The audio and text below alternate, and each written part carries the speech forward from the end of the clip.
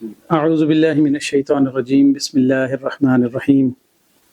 یا ایہا الذین آمنوا لا تکونوا کالذین کفروا وقالوا لإخوانهم اذا ضربوا في الارض او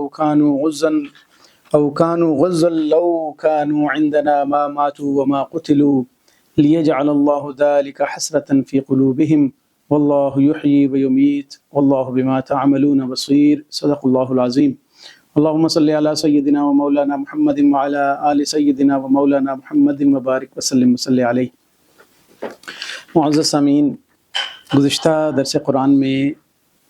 سورۃ آل عمران کی آیات سے متعلقہ جو گفتگو چل رہی تھی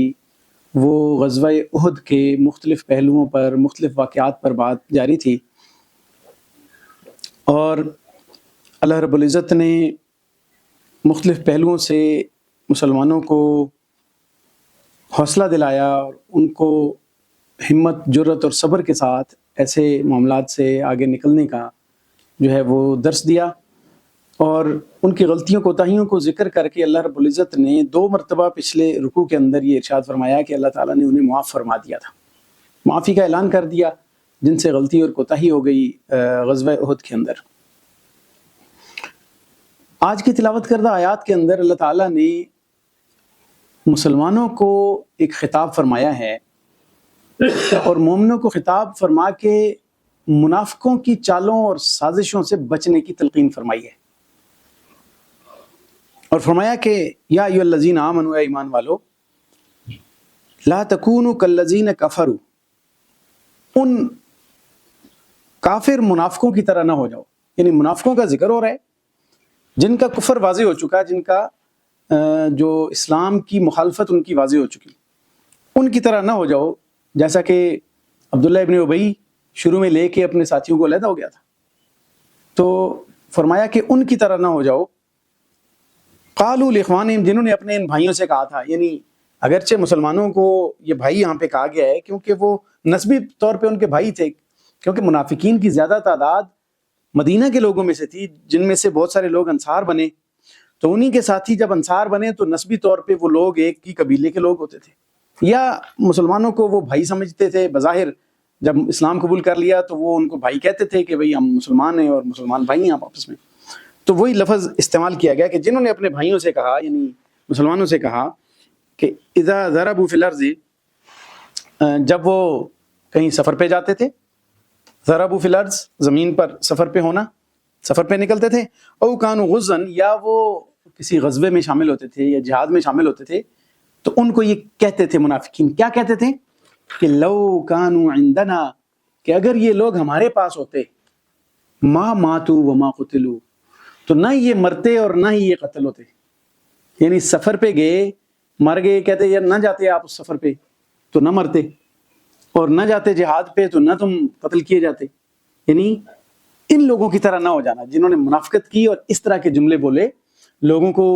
وہ یعنی یوں سمجھیں کہ آئسولیشن میں رہنے کی باتیں کرتے تھے، نہ تو سٹرگل خود کرتے تھے اور نہ کہتے تھے دوسروں کو کہ کیا ضرورت ہے ادھر جانے کی۔ معاشی سفر میں کوئی نکلتا ہے تو یہ بھی ایک بہت بڑی سٹرگل کا نام ہے، یہ بھی عبادت ہے، معیشت حلال روزی کمانے کو بھی عبادت قرار دیا گیا ہے۔ جہاد کے لیے نکلا ہے تو وہ اپنے دفاع کے لیے نکلا ہوگا، ظلم کے خاتمے کے لیے نکلا ہوگا، سٹرگل کے لیے نکلا ہوگا، تو یہ 2 چیزوں پہ وہ روکتے تھے، تو اللہ نے فرمایا کہ ان منافقوں کی طرح ولا تکونوا کالذین کفروا، ان منافقوں کی طرح نہ ہو جانا، ان کافروں کی طرح نہ ہو جانا جو اس طرح کہتے تھے، وہ لوگوں کو مطلب کہتے تھے کہ یہ تمہارا اتنا نقصان ہوا ہے، تمہیں ہم نے نہیں کہا تھا کہ تم نہ جاؤ، اتنے لوگ تمہارے قتل ہو گئے۔ تو اب اللہ نے فرمایا لیجعل اللہ ذلک حسرۃ فی قلوبہم، وہ یہ اس لیے یہ باتیں کرتے تھے کہ اللہ تعالیٰ ان کے دلوں میں، اس کا انجام یہ ہوگا کہ اللہ تعالیٰ ان کے دلوں میں یہ باتیں حسرت بنا دیں، ان کے دلوں میں کہ ہم تو کہتے رہیں، مسلمانوں نے مانا پھر بھی نہیں ہے، جا کے جہاد بھی کیا، شہید بھی ہوئے، مسلمان اپنی مرضی کرتے رہے، لیکن ان کے دلوں میں یہ حسرت رہی جو منافق کہتے تھے۔ یہ درمیان میں بات واضح فرما دی۔ آگے اللہ رب العزت نے اس حقیقت کا بیان فرمایا کہ یہ منع کرتے ہیں، اور پیچھے کچھ آیات میں یہ ذکر ہوا تھا کہ اگر تم گھر میں بھی ہوتے نا تو تم اپنی قتل گاہوں کی طرف خود ہی نکل آتے باہر جب تمہارا وقت مقرر آ چکا ہوتا۔ تو یہاں پہ بھی فرمایا کہ واللہ یحیی و یمیت، زندہ کرنے والا اور مارنے والا تو اللہ کی ذات ہے، زندگی دینے والا اور موت دینے والا تو اللہ ہے۔ واللہ بما تعملون بصیر، اور اللہ تعالیٰ جو کچھ تم کرتے ہو اس کو دیکھنے والا ہے، دیکھتا ہے کہ کون کیا کر رہا ہے، کس کی کیا نیت ہے، کون کس ارادے سے جا رہا ہے، کون کس طرح کی بات کیوں کہہ رہا ہے، یہ سب چیزیں اللہ کے علم میں اور اللہ کی قدرت میں ہیں۔ اور مومنوں کو خوشخبری سنائی کہ وَلَئِن قُتِلْتُمْ فِي سَبِيلِ اللَّهِ، اگر تم اللہ کے راستے میں قتل کر دیے گئے، او متم، یا تم طبعی موت مار جاؤ، فی سبیل اللہ، اللہ کے راستے میں۔ دیکھیں اللہ کے راستے میں ایک بندہ نکلا ہوا ہے، شہید ہو جائے یا وہاں پہ بھی اس کو طبعی موت آ جائے، میدان جنگ میں بھی طبعی موت آ جائے، یا اللہ کے راستے میں نکلے ہوئے بھی اس پر طبعی موت آ جائے، تو وَلَئِن قُتِلْتُمْ فِي سَبِيلِ اللَّهِ أَوْ مُتُّمْ لَمَغْفِرَةٌ مِّنَ اللَّهِ وَرَحْمَةٌ خَيْرٌ مِّمَّا يَجْمَعُونَ، تو اللہ کی طرف سے ملنے والی مغفرت اور اس کی رحمت بہتر ہے اس چیز سے جس کو یہ جمع کر رہے ہیں۔ یہ کیا جمع کر رہے تھے؟ مال غنیمت، یعنی وہ مال کو حاصل کرنے کی بات کرتے ہیں، اور مال کو حاصل کرتے کرتے وہ اسی طلب میں لگے رہتے ہیں، تو اللہ نے فرمایا کہ یہ ان کے لیے زیادہ بہتر ہے، مغفرت اور بخشش کی بات یہ شہادت میں ہے، یہ اللہ کے راستے میں مر جانے میں ہے۔ وَلَئِن مُتُّمْ أَوْ قُتِلْتُمْ، اور یہ بات بھی واضح ہے کہ اگر تم طبعی موت مر جاؤ، او قتلتم، یا تمہیں شہید کر دیا جائے، لَإِلَى اللَّهِ تُحْشَرُونَ، تو تم اللہ ہی کی طرف اکٹھے کیے جاؤ، تمہیں اللہ ہی کی طرف جو ہے وہ لوٹایا جائے گا اور اکٹھا کیا جائے گا۔ تو جب اللہ کے سامنے حاضر ہونا ہے ہر حال میں، تو پھر اللہ کے دربار میں سرخرو ہو کے پیش ہونے میں کیا حرج ہے؟ سرخرو ہو کے پیش ہونا۔ فبما رحمت، پھر اس کے بعد اب مخاطب رسول اللہ صلی اللہ علیہ وسلم کو اللہ تعالیٰ نے خطاب فرمایا۔ یہ پچھلا مومنوں کو خطاب تھا کہ منافقوں کی طرح نہ ہو جانا، اب رسول اللہ صلی اللہ علیہ وسلم کو ایک خطاب فرمایا، اور اللہ تعالیٰ نے اسی غزوہ احد کے تناظر میں رسول اللہ صلی اللہ علیہ وسلم سے گفتگو فرمائی اور آپ علیہ الصلوۃ والسلام کا مقام اور مرتبہ واضح فرمایا، اور فرمایا کہ فبما رحمت من اللہ لنت لہم، اللہ کی رحمت کی وجہ سے نبی صلی اللہ علیہ وسلم آپ ان کے لیے نرم بنا دیے گئے ہیں، آپ ان کے لیے نرم خو ہیں، طبیعت کے اندر نرمی ہے، نرم خو ہیں۔ وَلَوْ كُنْتَ فَظًّا غَلِيظَ الْقَلْبِ، اور اگر آپ ان کے لیے سخت ہوتے اور سخت دل ہوتے، تو فرمایا کہ لن فضوا من حولک، تو یہ آپ کے گرد و نواز سے بھاگ جاتے، آپ سے یہ دور ہو جاتے ہیں۔ یعنی ابھی یہ صحابہ کرام اور یہ مسلمان جو آپ کے ساتھ جڑے ہوئے ہیں، آپ کے ساتھ اٹیچ ہیں، اس وجہ سے بھی ہیں کہ آپ نرم دل ہیں اور نرم طبیعت کے مالک ہیں۔ اب جن سے غلطیاں ہو گئیں، جنہوں نے آپ کا، یعنی پچھلی آیات میں اللہ نے تو فرما دیا کہ میں نے معاف کر دیا ان کو، اللہ نے فرمایا میں نے تو معاف کر دیا ہے، لیکن اے نبی صلی اللہ علیہ وسلم آپ کی بات نہ مان کر آپ کا بھی دل دکھا، آپ کی بھی حق تلفی ہوئی، تو جو آپ کا حق ہے، آپ کے ساتھ ان کی طرف سے کوئی یہ کوتاہی ہوئی ہے، تو آپ اپنے حق کو فاعف عنہم، آپ بھی انہیں معاف فرما دیں، آپ بھی انہیں معاف فرما دیں، واستغفر لہم، اور ان کے لیے اللہ سے معافی مانگیں بھی، خود بھی معاف کر دیں، اللہ سے ان کے لیے معافی بھی مانگیں، تاکہ ان کے دلوں میں آپ کی محبت اور بڑھ جائے کہ ہم نے کیا کیا ہے، کوتاہی کی ہے، اور ہمارے لیے رسول اللہ صلی اللہ علیہ وسلم کتنے بڑی معافی کے پیکر بنے ہوئے ہیں، اور اللہ سے بھی ہمارے لیے معافیاں مانگ رہے ہیں۔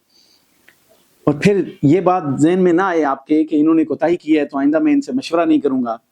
آئندہ ان سے مشاورت نہیں ہوگی۔ فرمایا وشاورہم فی الامر، اسی طرح جیسے پہلے مشورہ کرتے تھے،